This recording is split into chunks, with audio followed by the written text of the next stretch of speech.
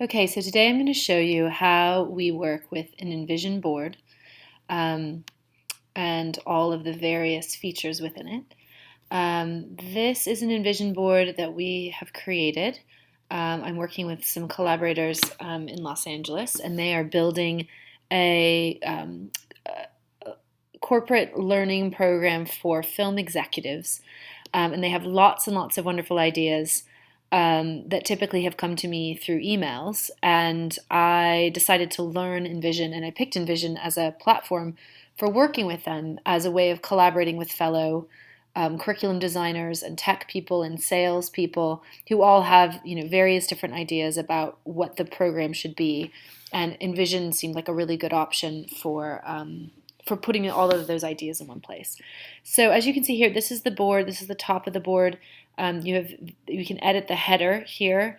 This is a background picture that we've chosen. This is the name of the course. I had named it one thing, and actually one of the collaborators went in and renamed it, which I think is really helpful. You can set your layout type. You have various different settings, and there's comments. We can leave each other comments on the board, and you can share the board with other people. So if we go down, we can see essentially in order to use an InVision board, you need to just start with items. I like using Snagit, which allows me to pull JPEGs or GIFs or videos, and I can kind of create the asset items. All of these things, as you see, are JPEGs. And what I would do, I would go through the emails and basically say, okay, are they referencing something that I can go and look up? Oh, see, you see Scott's added a whole piece on assessment, and he's pulling in items here. Because we were talking about a lot of Joseph Campbell and the hero's journey, and they want to use the hero's journey as part of the training program. I went and pulled JPEGs related to the hero's journey, and you can add notes, physical notes, or you can add pictures that already exist. And again, when I originally created the board, I just threw everything in, and then I went through as part of a sort of consulting moment with them. I went through and I organized the board with them, putting in different headings along the way. So again, executive sponsors were all over the place for a while, and finally I put them all in one. I put them all in one place, and you can see if you click on one, you'll get, this is Bob Cooper. He's one of our main executives, and I've linked to his IMDb phrase. So Bob was a film producer and a studio head for many years, and actually part of the program is going to be interviewing some of these people and about their own story, their own hero's journey in the film industry.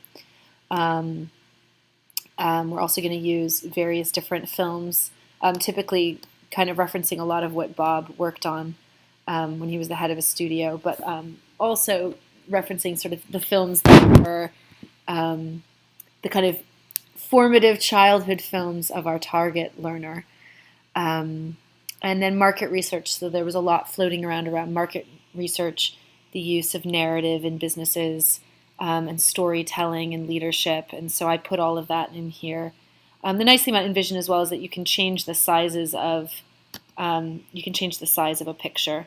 So I could make it shorter or smaller, and it will affect how the board looks. And so you can get really pedantic and go, ooh, I like it. Actually, I liked it the way it was. Let's see, I think it was a 3/4 size there. Yeah. Okay, and so what we'll do now is I'll go to the end and I'm going to add a new section. I can even just add it right here. If you go here, you can create a new section. I'm going to add the title. I'm going to say curriculum design. One thing I think that we're missing right now is a formal approach to curriculum design, and so I'm going to try to add that with them. I'm going to use the understanding by design approach. And as you'll see, actually, the font here is bigger than it is in the sort of subheadings over here. And that's because if you don't actually add any pictures to these sections, then the font actually gets larger. But then as soon as you add a picture, it will change the size. So I've added, let's see if I can dump this this on. No, it's not going to let me. But I can add pictures, right? Yeah. Okay. So what I'm going to do is I'm going to add a bunch of pictures. It's not letting me dump the video. The videos are probably too big. These are all from Snagit. So I'm going to take clips from the Understanding by Design framework, and I'm going to put them in.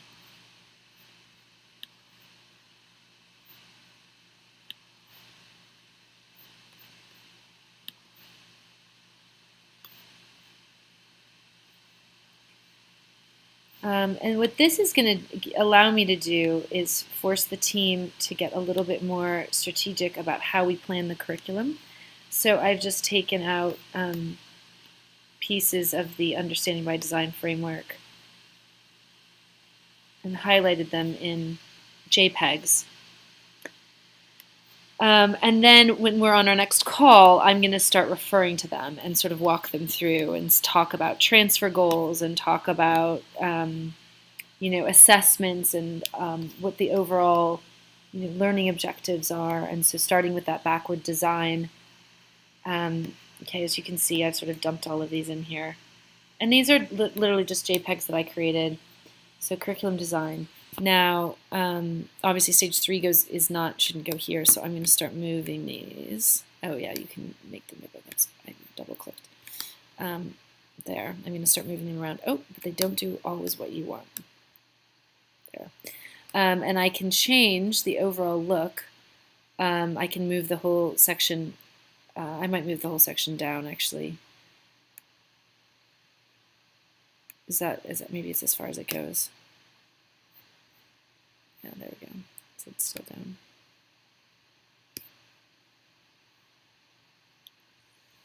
down.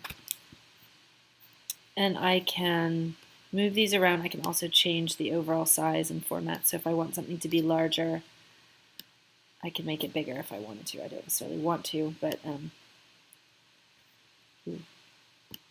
there. And that just gives me an experience of being able to put ideas onto the board that are it's gonna help me work with the client and really help them see what I'm thinking.